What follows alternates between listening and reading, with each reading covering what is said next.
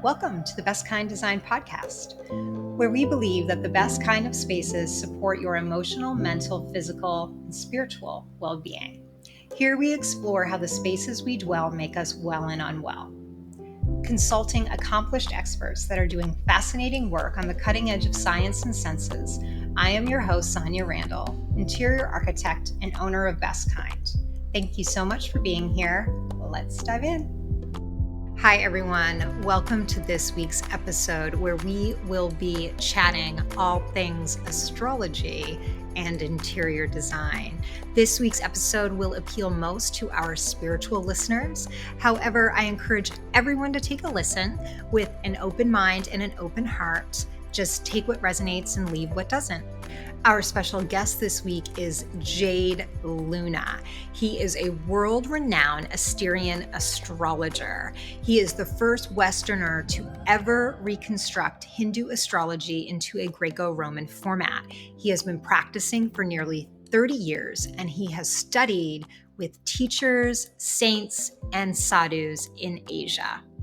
Jade also offers lectures and workshops worldwide where he teaches about astrology as well as ancient Roman and Greco mysticism. He is also the author of several books, including Asterian Astrology. If after today's episode you feel called to book a session with Jade, you can find him at www.asterianastrology.org. I'll also link that below. Now, without further delay, excited to talk to Jade. Let's go. Hi, Jade. Thank you for being here today. Thank you so much for inviting me on your show. I'm so excited to be here. Thanks, Jade. For listeners, Jade has done many readings for me for astrology. He is my go-to astrologer, and he's the one that I trust most with astrology. So speaking about your background here, could you give our listeners a little background on how Asterian astrology differs from Western astrology? Well, that's a large subject all by itself because I'm not someone who's an actual fan of Western astrology. And one of the reasons for that is Western astrology starts the beginning of the zodiac on spring equinox, which is basically how ancient astronomers and astrologers created calendars. An astrologer in ancient time had two jobs: creating calendars and observing the stars in the sky. Those were the two main jobs of an astrologer. So to create a calendar, you start the first day of spring at spring equinox. That's the beginning of the calendar. In ancient time, we used to celebrate January 1st on spring equinox, and we'd wrap the 12 months around that particular day. Well, that's how we create calendars. That's not how we observe the zodiac. The sidereal system, which is Asterian and Vedic, we start the zodiac at 0 degrees Aries in the sky. So Western astrology starts the zodiac at spring equinox. Sidereal starts it at the beginning of Aries. Because Catholicism banned astrology, making astrology illegal, they created anti-divination laws. Then the zodiac was slowly replaced by the seasons. So wherever Catholicism spread, you get a seasonal-based zodiac. Wherever Catholicism did not grow, India, Tibet, China, Egypt, you still get the stars in the sky. So where the observing of the zodiac was banned, you get Western astrology. That's wherever Catholicism spread. Wherever Catholicism did not spread, you still get the stars in the sky. People say Eastern astrology or Western. There's not two zodiacs in the sky. There's just one. The problem with Western astrology, even though some people accept that the beginning of spring equinox is the beginning of the zodiac, well, it's unfortunate that the Southern Hemisphere, like Australia, they have complete opposite seasons as we do. So you cannot apply Northern Hemisphere seasons to the entire globe and call that astrology. So sidereal is real astrology. The ancient Egyptians used it, the ancient Babylonians used it, the ancient Greeks used it. That's a big surprise. It was very easy for me to prove that the ancient Greeks used sidereal because, well, their kings would put their head on one side of a coin and put their sign on the back, and the sign was always sidereal.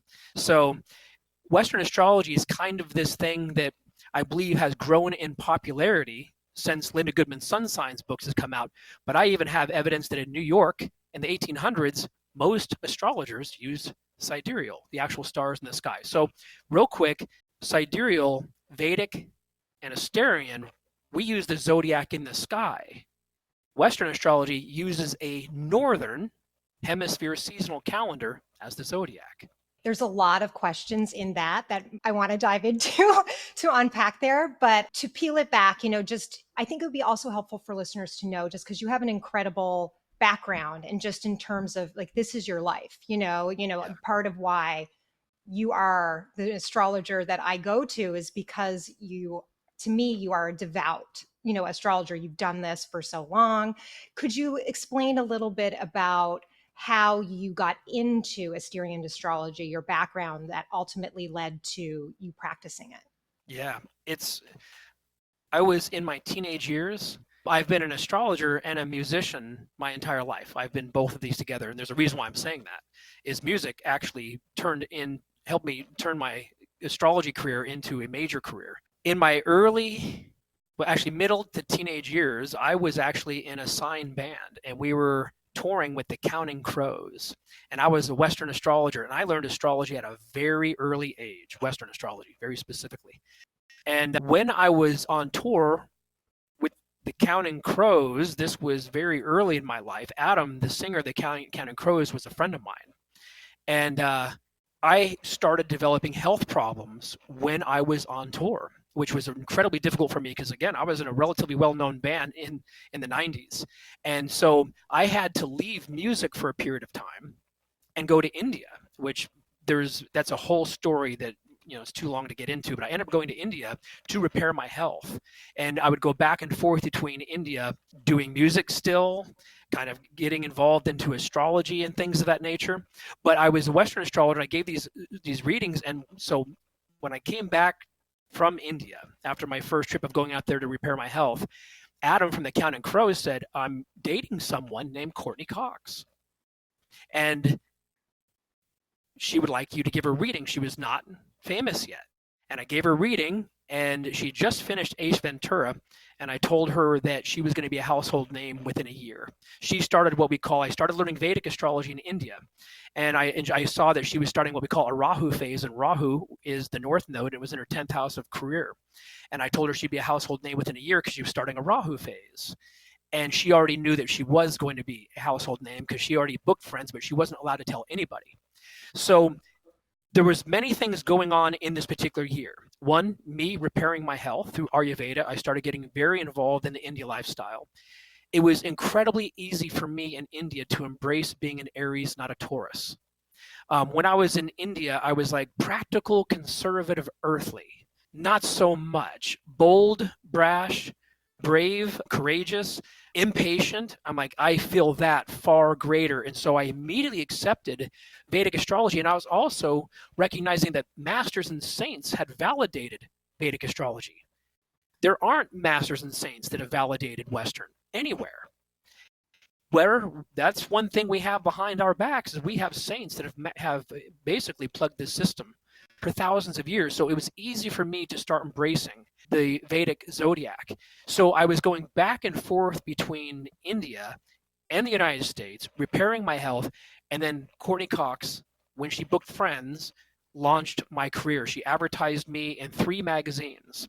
And I wasn't even in my 20s yet. And I had a full practice develop right in front of me. So for about 3 or 4 years, I was going back and forth between music, astrology, and India, going back and forth. My business got so strong, I had to stop going to India for a period of time and really just focus in on building my astrology business. And then I had to pace my trips to India. I had an astrological guru out there that started teaching me, but I ended up getting thrown into this job. As a matter of fact, the first year that my astrology job kicked off, it frustrated me because I was a musician and I was still really attached. And I make the joke, I'm like, I had a mohawk still. So I was still hoping my music career ended up succeeding. And here my phone was just ringing nonstop to give readings. And it took me a few years to settle into the fact that this was actually a career now. That was 28 years ago. And so oddly enough, still a musician to this day. I just finished a tour in Europe last week.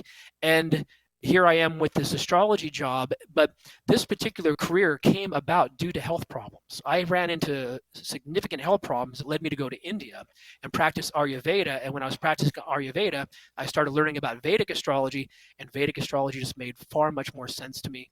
Also, due to the fact that it had so many masters, even Yogananda's guru was a big plug for sidereal, not Western astrology. So I made the change relatively quickly. Wow, that I didn't know any of that about you. And thank you for sharing that. I remember in one of the first readings that you did for me, you compared, I'm going to paraphrase, but you had compared, astrology to the weather. And I recall that you had said something to the effect of, you know, we can, forecast it's going to rain today in LA, but like what you do with that is up to you. Like that was more of the free will aspect. How does astrology come into play for geographic locations or buildings? And I do old world locational readings. So if you get a locational reading with me, we are talking old world style. Let me explain what old world style is. Every city, state, or country has its own birth date. There are books out there, horoscopes of cities, states, Right. and countries. You can buy books. Like United States is July 4th, 1776. So old world location is you pick locations. I grab your chart and I compare your chart to those locations and I tell you what your life is going to be like in those locations. That is how it was done for thousands and thousands of years. And, I lived in LA and my overall scores and my numbers there were a 6. We're out here in Joshua Tree, they're a 7.5. And people that have been with me for a long time literally saw my career just completely explode since I lived in Joshua Tree, which was a hard move to make because most of my clients were in person in Los Angeles. So during the pandemic, I'm like, I'm going to move my career out to Joshua Tree and let's see how these numbers work. Well, 4 years later, those numbers, that 7.5 overall score is, I would actually even probably give it an 8. My life out here has been incredibly expansive. And being out here, my career has even grown stronger in other countries and things of that nature. So we do old school or old world locational readings, which is a basic compatibility reading between you and the location and the birth date of that location. Cool. I love that. I'm thinking about it in terms of, can you also do that for buildings? Like when buildings are built? Have you Yes, ever, oh, everything has a birth date. Everything does. have you So ever, yeah. contracts are important. When that first initial contract is for that space. So let's just say there Mm. it's a space that does not have a built building on it yet. And if the second you sign the contract for that space, that is its birth date. Oh, I love this. Yeah, this is great. I haven't explored that part of astrology with you yet, or in general, but that's fascinating to me. Have you had clients that have asked you about specific buildings in addition to geographic locations? Well, yes, but more in the form of like giving me like numerology, like someone saying, "Hey, I'm moving into this apartment. Here's the address," and I do astrological numerology, not common numerology. Everything I do is centered around astrology. Mercury rules over general numerology that you read your numbers online or people talk to you about numerology. Jupiter rules over astrological numerology and it's different. So everything I use in numerology is comparable to astrology. Like if someone says, "Oh, my overall score is a 9," or "My birthday's a 9," I automatically attribute that to Sagittarius. Hmm. And so I use that type of numerology, which I also really strongly believe in it as well. Interesting. And so I know that we have done readings in the past. Do your numbers change, or do people have consistent numbers throughout their lives? And do they change, year for year to year, depending on what's going on astrologically? There are numbers. Jupiter, every time he shifts signs, throws you new numbers. So that Okay. exists. Your birth numbers never change. They're set. It's your karmic imprint for life. And yes, locations can have different birth dates. And how that actually happens is if a state, as soon as it's inaugurated, or a city, it has its own birthday and it can have several inaugurations. Like as an example, Paris, France. It has several birthdays. Its most recent birthday was inaugurated again in 1958, and it's a pretty relatively ancient city. So if a new government comes in and inaugurates the city, well, that is its new birth date. Now, America hasn't had that. July 4th, 1776 has been the birthday for the United States. But some places can have new governments, new come in, and that does matter and does formulate a new birth date. Interesting. And so if for listeners, if they were going to pick out a home, or an apartment, there's a number attributed to it. Do they have to get a reading, or is there a way that they can, look up certain things on their own for like what my number is for my birth chart, or, what number am I going through this year? Is there a way that they can go about that might be helpful for them? Yes, and I actually encourage people to sometimes come up with their own numbers. You can go online and you can type up, like, you can Google like addresses, numerology, and there'll be sites that dedicated, you just type in the address and it'll give you a number. But I really encourage people to use astrology in that and to use astrological numbers, like 1 attributed to Aries, 2 attributed to Taurus. Now, I also use a 27 sign system. Asterian astrology does have elements of it that are totally different than Vedic, by the way. We just both use the same sidereal zodiac, means we actually use the stars in the sky. So we have 27 signs, and well, we have 108 numbers actually as well. When you have a mala bead and it has 108 beads on it, that's also confirming Asterian astrology. We have 27 signs. Those 27 signs have 4 quadrants or parts or personalities to them. 27 times 4 is 108. There are 108 personalities of God or the universe, whatever you want to call it. And each one of those numbers from 1 to 108 has their own meaning entirely. So if someone gets a Jupiter report with me, they are often given numbers, lucky numbers throughout the year. Those lucky numbers are thrown out by the planet Jupiter and certain signs he's aspecting between 1 and 108. So yes, but let's just go back to a home. You can get your numerology done even online, but I encourage people to use the astrological numbers in them to get a much more specific direction. Okay.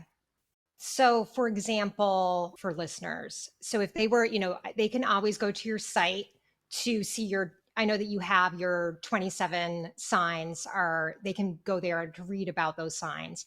But Yes. for example, I'm a soul. So Yep. what Number number? 13. Number 13. Okay, so number 13. And what comes to mind for me, for the tarot readers or other people, is the death card, which is, that's what comes to mind for me. But so I'm number 13. So they could, yeah, we give that a 4. Yeah. Right. Which is really interesting you say that, because I didn't know that was my number, but I've intuitively known that 4s are my number. Like 444, and I see 4. I just noticed it on our timer when we were talking 444. Yep. I noticed 444 everywhere. So, and it's always been for me a sign that I'm on track. That's how I've intuited it. Okay, so people can go online. They can look it up based on their sign. So they can look up Taurus if they were using, would it be the same for Western as Vedic if they looked up Taurus numerology? The signs are sidereal is thousands and thousands of years older than tropical. Right. Thousands of years older. Tropical is relatively new. So sidereal is the foundation of all astrology, and Vedic Western astrology has pulled its information from sidereal over periods of time. Okay. All right, perfect. So they could do that. In terms of, now that we're talking a little bit about personality, types through astrology, I want to talk about that for a minute. A little bit about the podcast and business, for context is, my approach to the podcast and design is basically to help people gain more awareness and understanding on how their spaces can impact their overall health and well-being. And so that's physical, emotional, mental, and spiritual.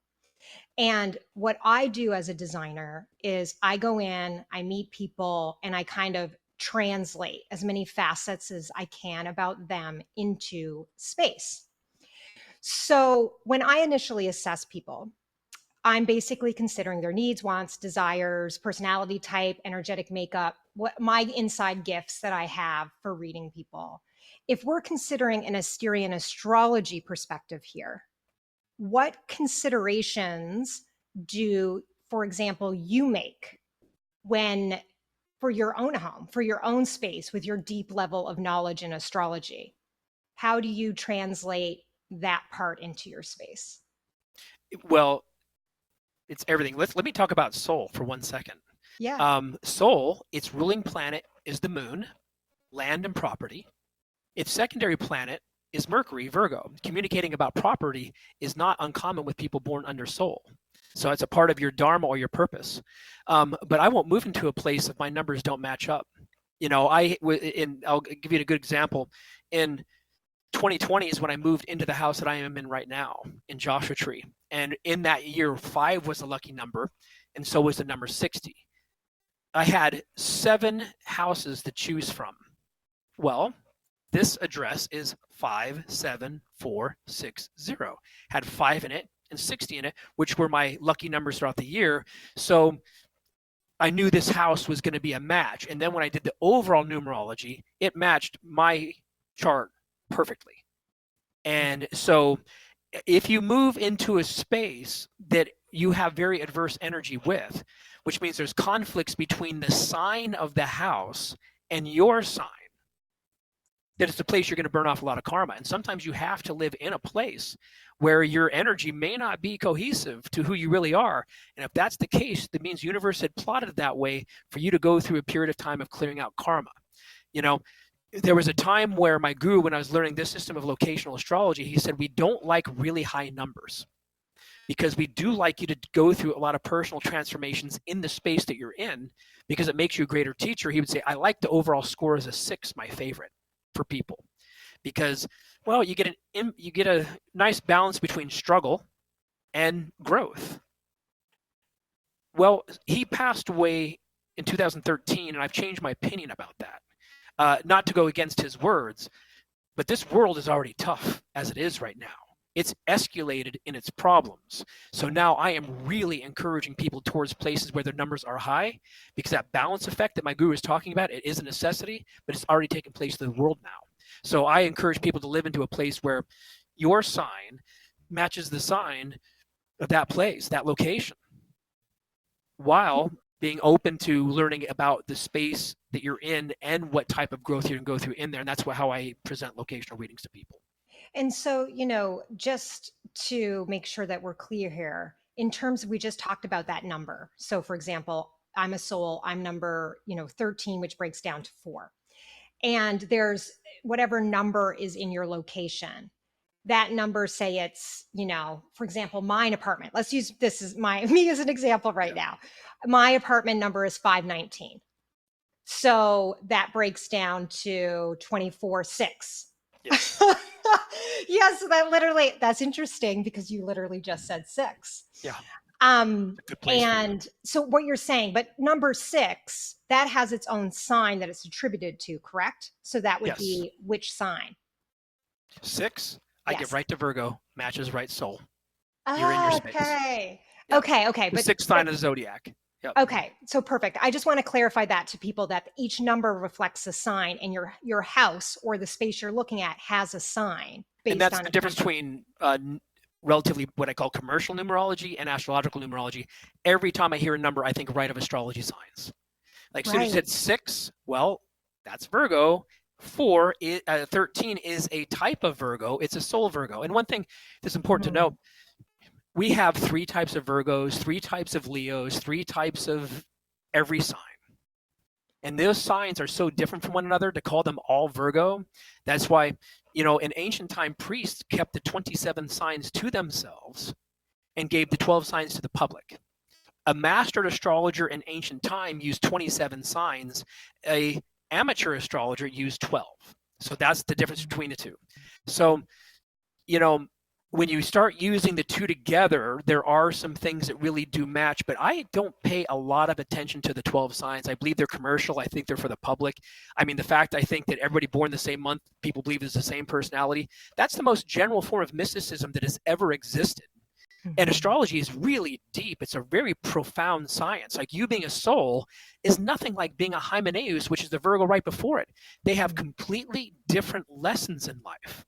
So, meanwhile, we do like harmonization between the 12 and the 27. You being a soul, 4 matches very well with that place being a 6. I would consider that to be a great match. Interesting. Oh, thank you for clarifying that. I think this is really helpful for people. And question for you: do you have soul in your chart No, or but it Virgo at exists all? in my first house. And I Okay. have a lot of soul around me. And these are little slivers of the Yeah. zodiac. These 27. So it's really hard.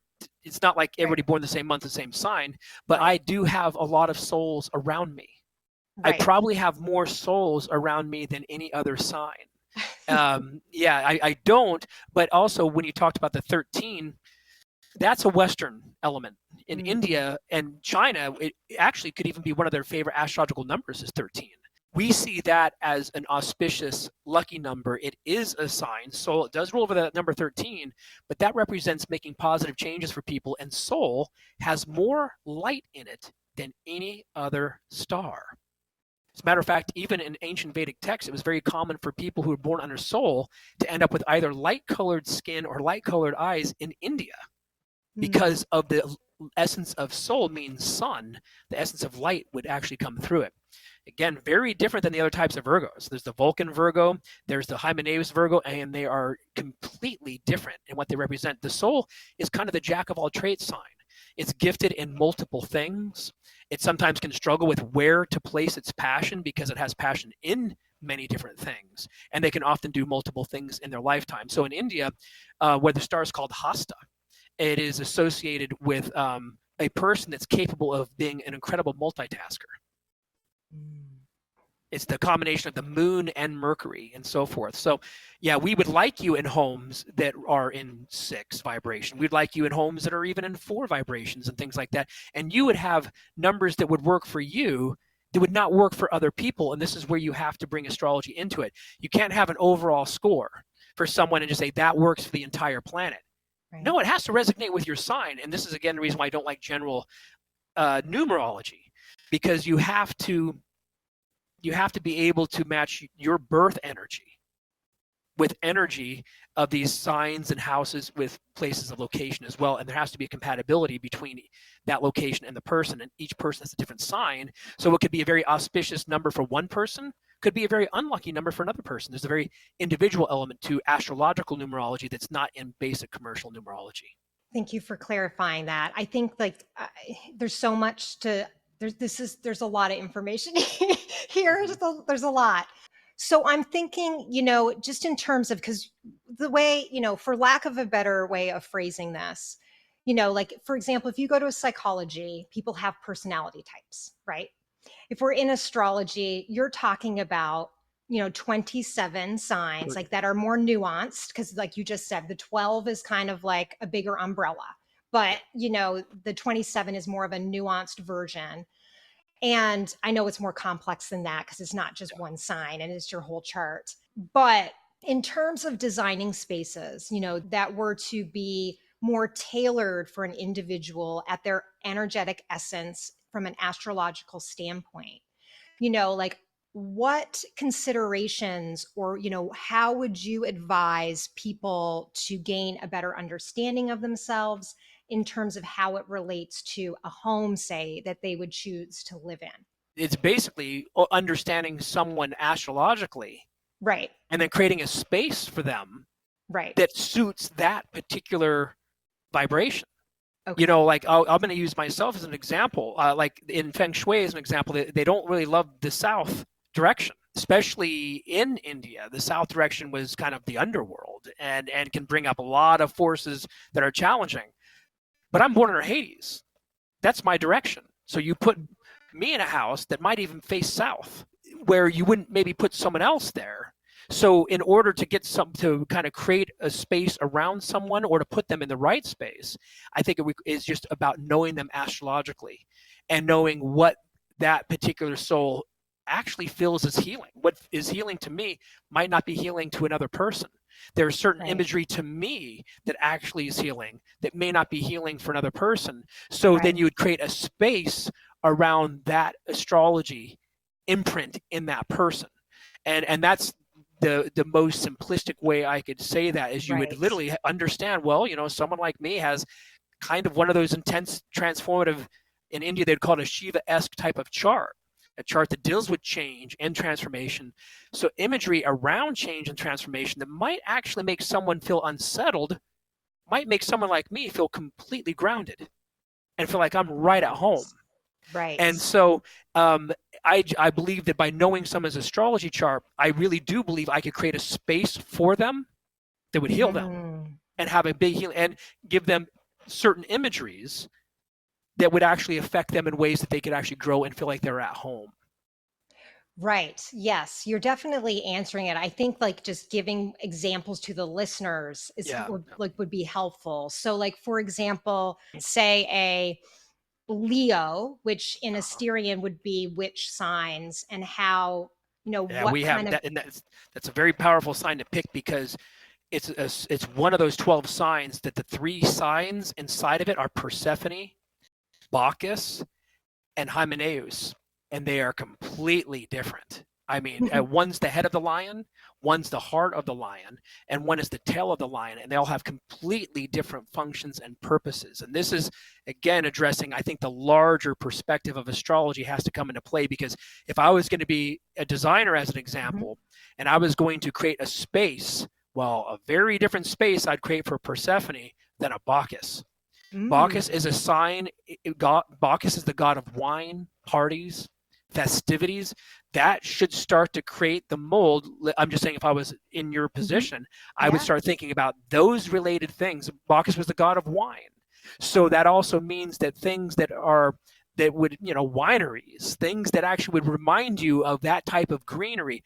Persephone was the goddess of the underworld. She was the goddess of spring and the underworld. So I would start thinking of a very different type of energetic space for that person born in a Persephone. And, and that person might like a little bit of a darker, edgier environment than someone born on a Bacchus that would want a very lively, very Venus, because Bacchus is Leo, but its planetary ruler is Venus. So you want very Venus-based things around that Bacchus person.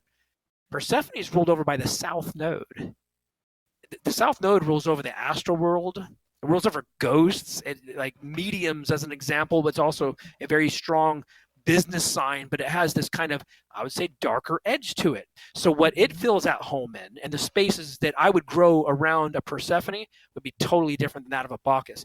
Leo, it's the one sign I'd have to maybe throw out the sign, because the 3 stars inside of Leo are completely energetically different. Asterian, I believe, is a little bit more advanced than Vedic. It's more in touch to the god or goddess that rules over your chart. Like, you being born under Sol means you have a direct link to the god of the sun. Right. And we believe in ancient time that Sol, the god of the sun, chose you to be born under his star because you had characteristics that were like his own.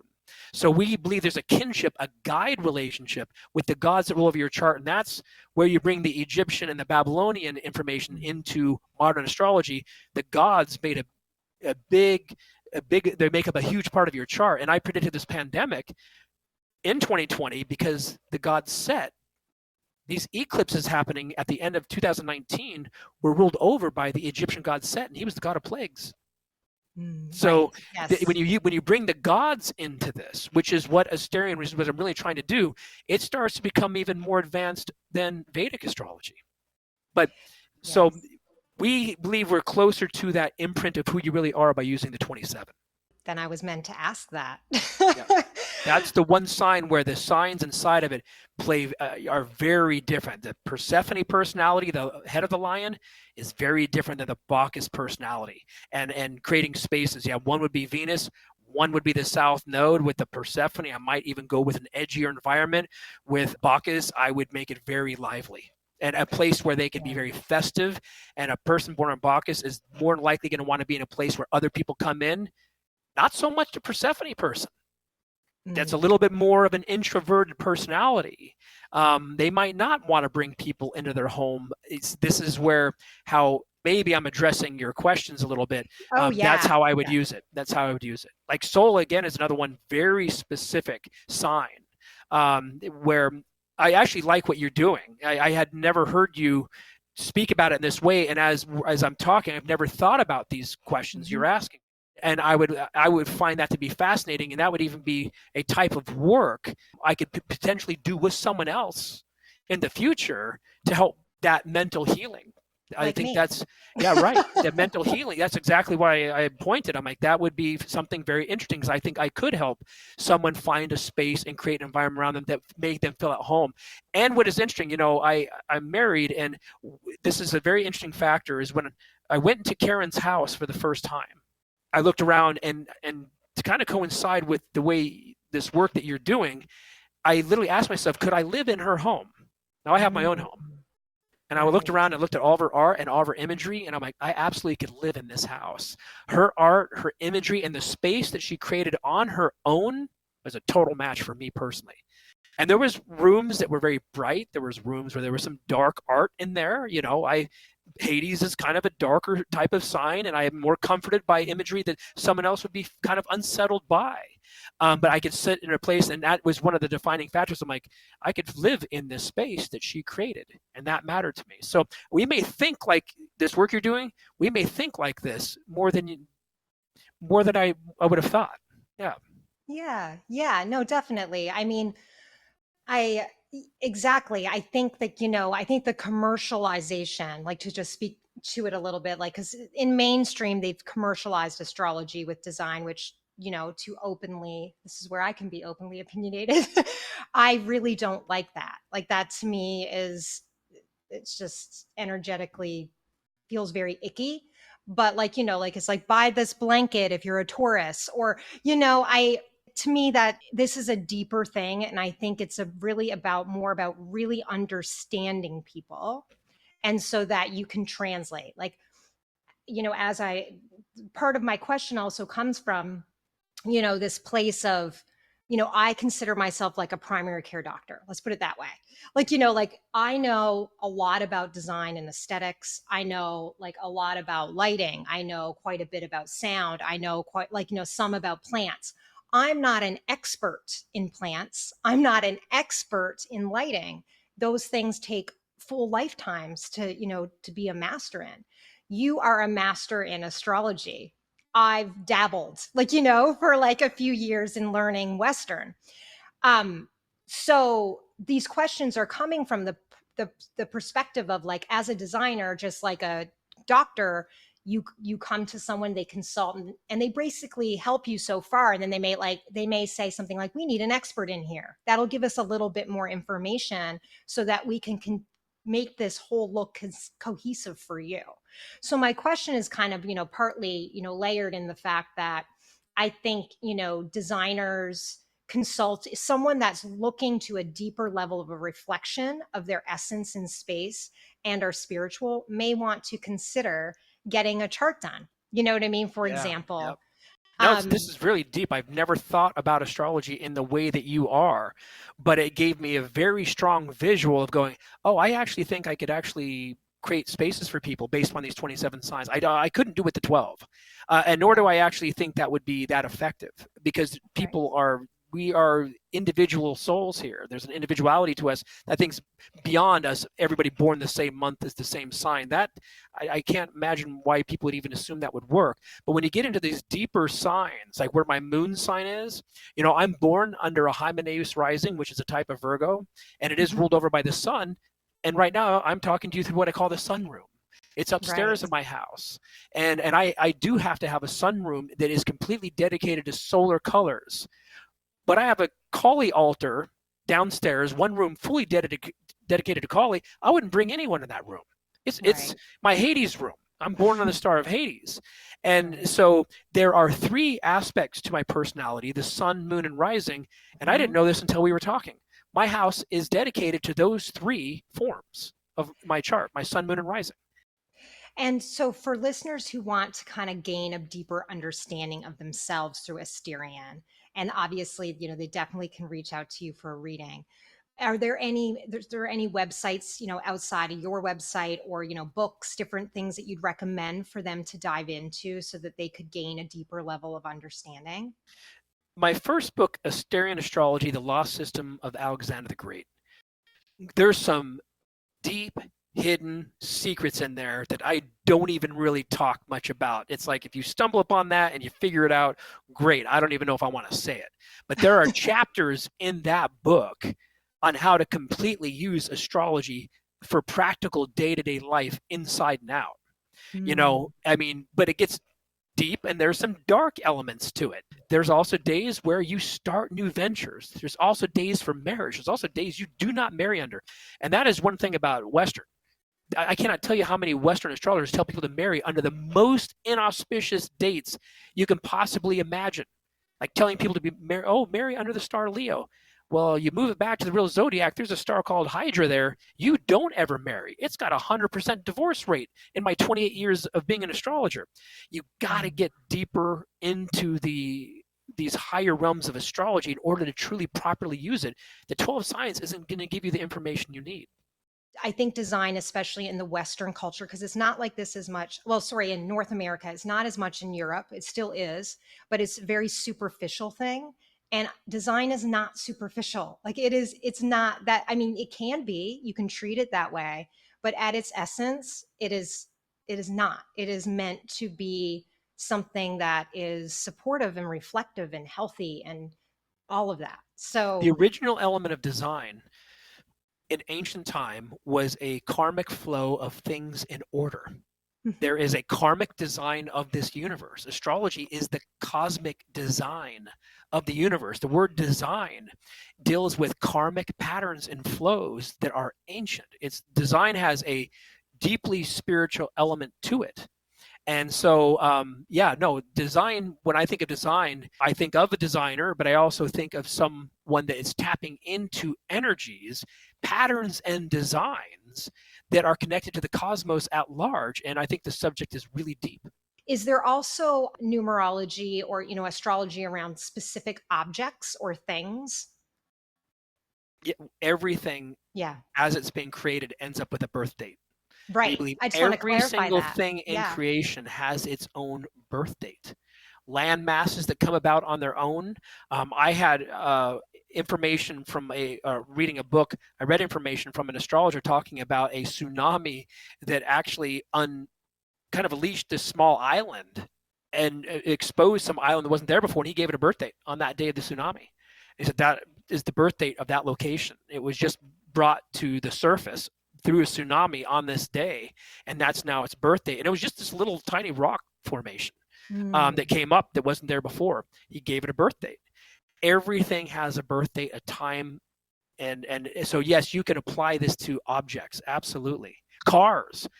I won't buy a car unless it's under the right alignments.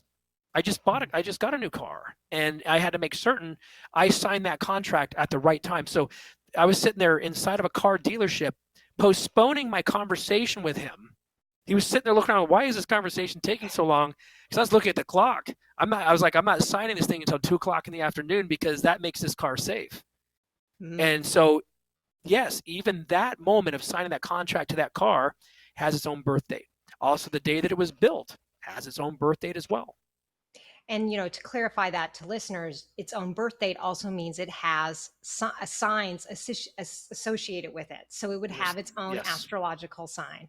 Yep. Oh, I love this. And that's the only way I look at it. So there was a sign that was rising when he was talking to me. He pulled out the contract and wanted me to sign it. I did not like the sign that was rising at that time. So I kept talking to him and postponing the conversation, waiting for 2 o'clock. When a new sign kicked in, I'm like, here we go, sign the paper. And so, yes, and now it was very specifically I wasn't paying attention to numerology. I was paying attention to signs that there was a very specific rising sign. And oddly enough, the rising right before it would have meant a very bad experience with this car. So I waited right until a new rising was going, boom, signed it right there and then. And I had to tell him afterwards. I said, no, I don't want to get strange, but I'm an astrologer. And I was postponing our conversation because I needed to hit 2 o'clock in the afternoon for this car to be safe for me personally. Say if someone were to, let's just give another example. Say if someone were to buy like a side table from a company that's, like a more of a mass production where it's being produced, with people being underpaid, like, the energy around it isn't what we would say probably favorable karma. Say you didn't even know. Like, say if you don't even know, you go into a secondhand shop and you like a shirt, and you know what I mean, you don't know where that shirt has been. Is there anything astrologically that ties into that aspect of owning pieces that you take on from another, you either purchase or is given to you from Yes. someone Now, else? if you have something that's built with a negative intent or has negative energy around it, I guarantee you there's an astrological sign that was involved, or a planet was involved in that, and you are going to bring that energy right into your world. That energy is going to come into your world. So let's just say, people are making tables, and let's say they're making children work and make those tables, Right. and there's a bunch of negative energy around that vibration. Okay, though, there are forces that do work through that are negative. Rahu and Saturn. Rahu's the north node, and Saturn being the most specific for this. So when you buy that table, that is going to affect your space with that energy. Yes. Okay. See, this is great. This is good to know. And I want to preface this for people, like, in the sense that this isn't always the case, but it's important to note that sometimes, like, for example, high quality food often will cost more. Doesn't always, but it often will. And there is like a limit, people have financial restrictions sometimes. So I don't want to take away from that. And I'm sure there's a balance around things, but the point here is making mindful, conscious choices around what you do purchase and what you do bring into your home from an astrological perspective, you're saying, is important. Yes, very much so. And again, you are asking very interesting questions. In my 28 years of doing podcasts, these are very unique questions that does actually end up bringing a whole other element of astrology into something very sacred, like the space that you live in. Yeah. So like food that you eat, all those things, how that's made actually has an effect on you. Like, you're also talking to someone who is vegan. And, I don't like to eat things that have had some incredibly negative energy that I have to ingest. And I think a big part of my decision making might be around these types of things you bring up. I do look into where I get things. Right. I want to make certain that the things that I bring into my life, or even into my body, come from a positive vibration, especially if I'm trying to produce a positive result in my life. You take something that has a really negative energy into it. I think food might be probably one of the most powerful elements of this. If food is prepared in a dark or unconscious way, and you're ingesting it, you are taking in that vibrational energy too. Right. No, I mean, this is kind of the point, again, to kind of the spirit of design in the podcast, is that I want people to be more aware that these things affect your health and well-being, because people often are, they may say, well, I eat well, or I exercise, or I do this, or I do that. Well, the spaces that you're in, the things that are in those spaces, all of that impacts you too, to a degree. So, on the food, because you just said that, are there certain signs astrologically that may lean towards certain types of diets than others, or? 100%. Okay. 100%. And I am vegan, but I'm not someone out there preaches veganism and tells everybody to be vegan. Okay. I'm born under Hades. Its animal is an elephant. The elephant is vegan. I'm vegan. You're a buffalo. Buffalo is extremely health conscious. It's another animal that's often best in vegan atmospheres. But if someone's born with a lot of tiger in their chart, or a lot of lion, you're not going to hear me suggesting these types of things. And that actually is going to be very upsetting to certain people to hear that. Right. But my guru wanted me to be vegan just for my chart. He goes, "You're an elephant." Says, "We'd like you to be vegan." And I'm like, "Oh, hell no. I grew up in Arizona, meat and cheese." And it took me over 20 years to actually become vegan. Even though I had health issues, that he was like, "I want you vegan for those health reasons, but I also want you vegan because the age we're going into, vegetarianism and veganism is going to be worldwide." It was really hard for me to do it, but now I'm happy that I did. So would it be your sun sign that rules that? Sun and rising. Okay, sun and rising. Okay, because I'm a your moon, Hydra we kind of rising, leave. I'm not saying we leave the moon out, but the Right. sun is your conscious self. So, and let me also explain something about astrology a lot of people don't know. The ancients did not use your sun sign for your personality. Right. They use your moon sign for it.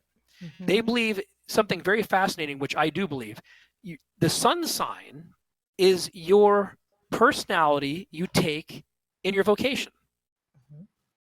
Your moon sign is a personality you distribute to your friends and family. Means you might act very different in a public setting like this than when you're at home with people you know. I do. I mean, I have a public persona that I really is a very true part of me. It's not fake. This is a real part of me. But who I am, I'm also a musician. I'm also I'm on tour a lot, and the personality I take on there, it's a little bit different than the personality here. Your moon sign was your personality that your friends saw. Your moon sign was a personality that people you loved saw. Your sun sign was your personality you displayed through your vocation, and I strongly believe that.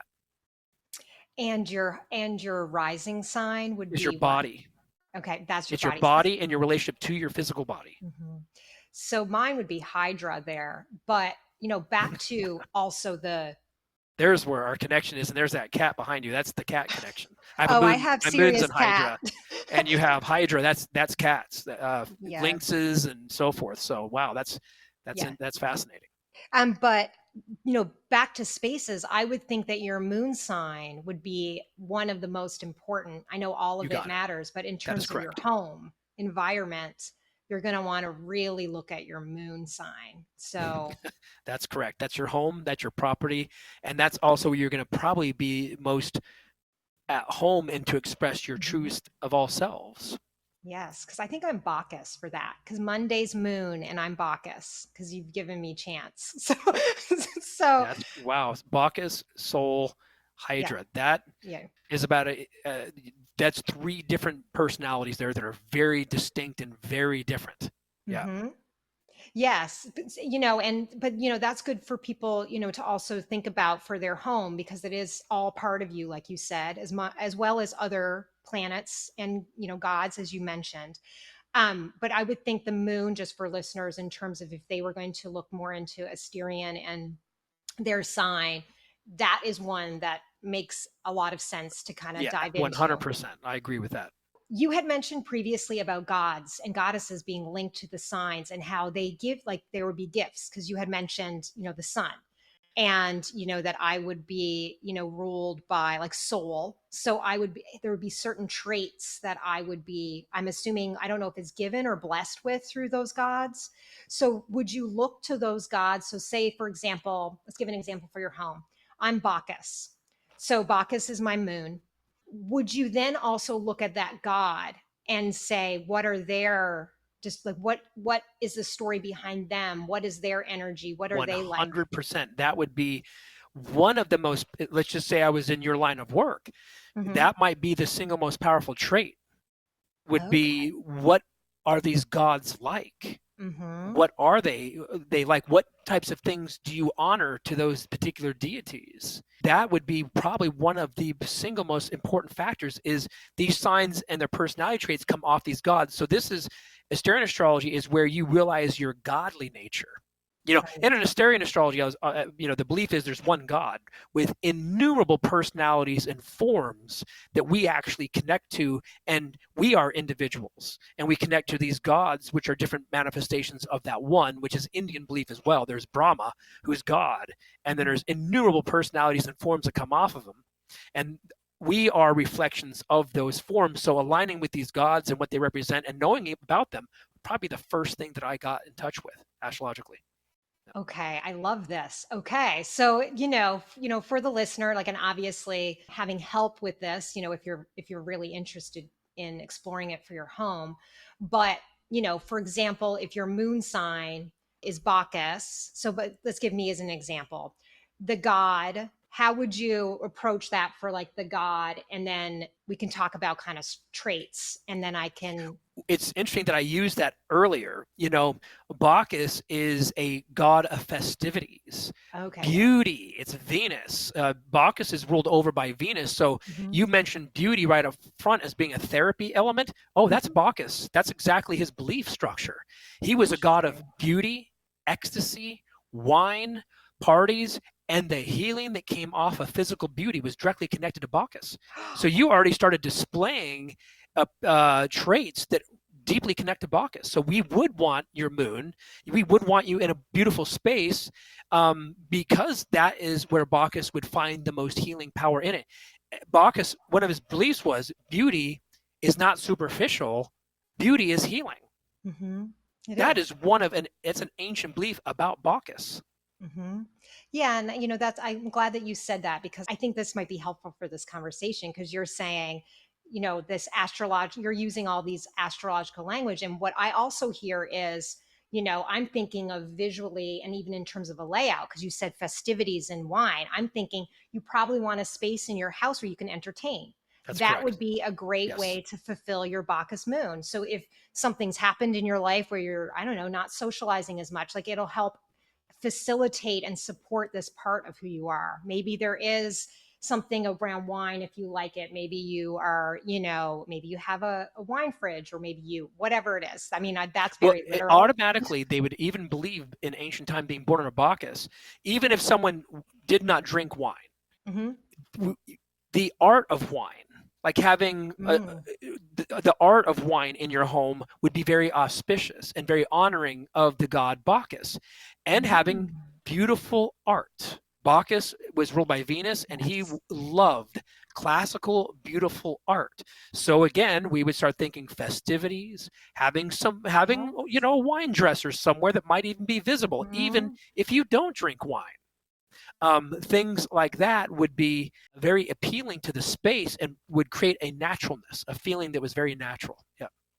Interesting. And I mean, honestly, if you do, and I would think also in terms of events, let's just take it a step further. Like, if you wanted to, tie into honoring, Bacchus, say if you were using me as an example as your moon, you could have, wine nights, or you can have a night where you invite people over and it becomes a celebration that's kind of in honor, but it's also an expression of that energy. 100%. Yes. So all of that would absolutely be suitable for a Bacchus home, and it would create the most auspicious energy to have events, wine, beauty, and art. Those things are strongly connected to this particular deity. And he's also, Bacchus is one of my favorite of all deities, because he is the god of wine, parties, beauty, and God realization all at the same time.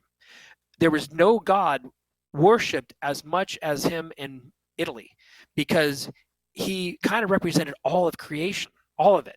It's like, hey, let's have wine, let's have a life of beauty, but let's think about God too, and consciousness. That is Bacchus. He was God realization and beauty and wine, parties, festivities, events. So yeah, all of that would apply to your moon. Interesting. Okay. Well, I could go on talking to you forever. I could go through all 27 sides, but I'm not, but we've been talking a while, and I want to be respectful of your day. Thank you for having me on your show and for meeting your incredible animal there. How sweet is that? And how Hydra is that? You and I have a Hydra moon, you have a Hydra rising, and we have a cat connected to us, between us right now. So that's amazing. Yes, definitely. I'm definitely a cat lady. I'll talk to you again soon. I'll be looking forward to it. You have an awesome day. You too, Jade. Thanks. Talk to you soon. Bye. That's it for this episode. Please remember, before you go, to subscribe below. You can also check us out on Instagram at bestkind.design, or our website at bestkind.design. Best Kind Design's interior services are also available for hire. So if you have a residential, commercial, or a hospitality project, we'd love to hear from you. You can reach us at info@bestkind.design. Until next time, be well.